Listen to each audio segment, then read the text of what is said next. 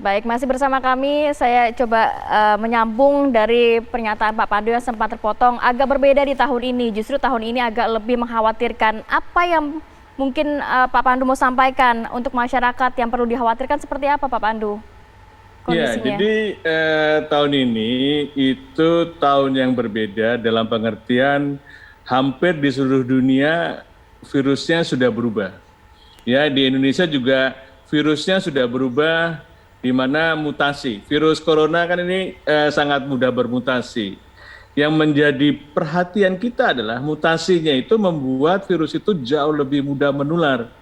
Ya, dan Indonesia sekarang lagi turun nih, lagi turun. Karena apa? Karena jumlah virus yang sudah bermutasi masih rendah jumlahnya.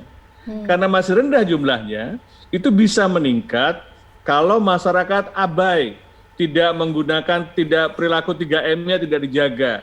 Kalau mobilitas penduduknya tidak cepat dilakukan. Terus ketiga adalah vaksinasinya tidak difokuskan pada penduduk yang sangat berisiko.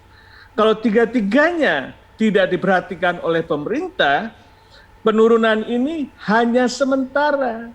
Nanti akan seperti di negara lain, di India, di Brasil, dan hampir semua negara akan meningkat jauh lebih keras, lebih tinggi. Karena itu saya mendorong ke Pak Menteri Kesehatan, harus kita fokuskan pada lansia, kelompok yang lainnya kita tunda dulu. Lansia menjadi penting, karena apa?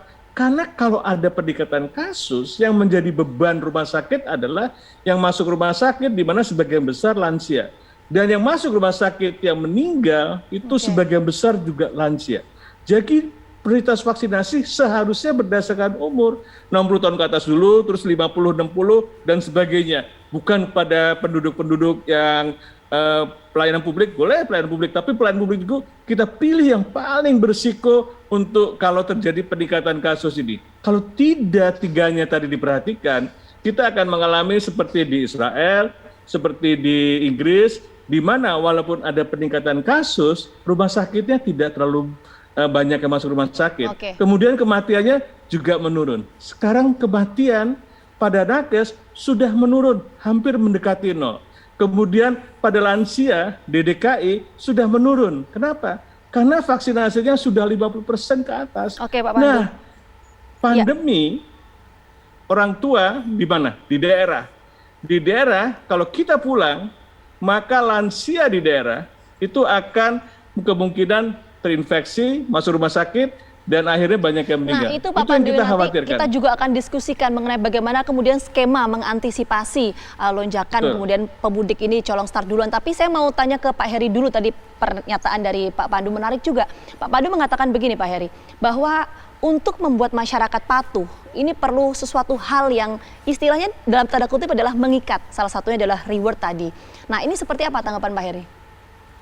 Ya, saya rasa itu posisi ideal ketika keuangan masyarakat, keuangan pemerintah tersedia, itu kan diberikan reward gitu kan. Tapi kalaupun itu, apakah kemudian diberikan reward? Pertanyaan berikutnya, kalau ketika diberikan reward, apakah menjamin mereka tidak pulang gitu, atau merasa malah punya amunisi untuk pulang kayak gitu. Jadi ini harus diuji Pak Pandu, yang harus. Tapi saya tadi Pak Pandu juga bersepakat bahwa yang penting buat kita adalah mempersuasi. Ya, mengerahkan segala cara bagaimana masyarakat ini yakin bahwa apa yang dilakukan untuk tidak mudik ya diserukan juga oleh orang-orang seperti Pak Pandu ini yang punya basis ilmu pengetahuan tentang epidemiolognya luar biasa, itu bahwa itu tidak boleh dilakukan karena ini situasinya berbeda, mutasinya juga sedang terjadi gitu kan.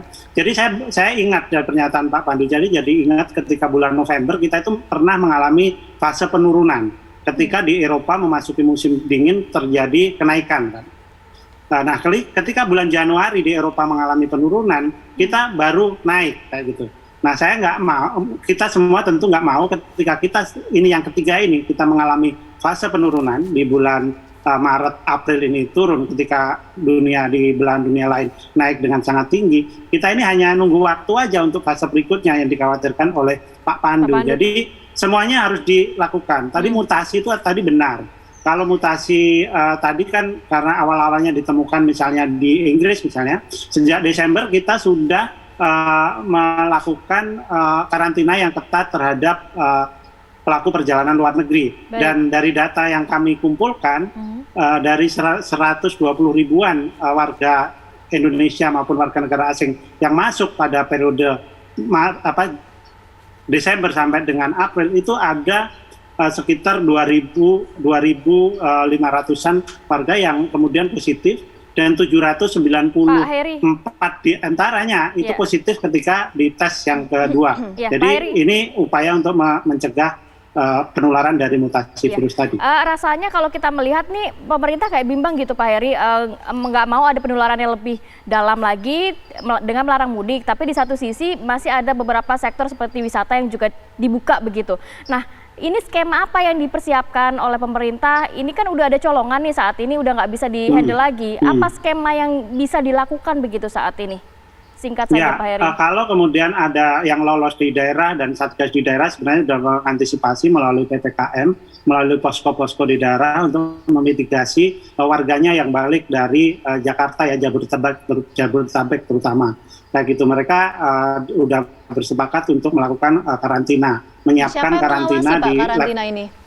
Ada poskonya, ada kepala desa, kemudian ada babinsa yang ada di sana kayak gitu. Itu salah satu upaya ya. Tapi kalau sebelum yang belum berangkat ke sini, saya rasa ya lewat media seperti ini saya bilang ya jangan pulang lah gitu. Ya, semua juga nggak pulang kayak gitu. Sebentar, ini karantina maksudnya apa? Karantina mandiri atau karantina di suatu tempat yang sudah disediakan oleh pemerintah? Ya, kan beberapa pemerintah daerah seperti di Madiun misalnya kan pemerintah daerahnya menyiapkan karantina bagi mudiker ini kalau yang memaksa untuk mudik dan mereka tertangkapnya atau ketahuannya sudah ada di Madiun misalnya untuk ditempatkan atau dikarantina seperti itu, dan itu akan dilakukan. Gubernur Jawa Tengah juga mengatakan seperti itu. Oke, baik.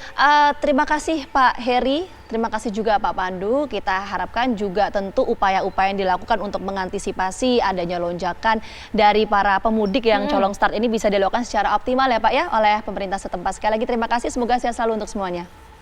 Terima kasih, salam sehat semuanya. Baik.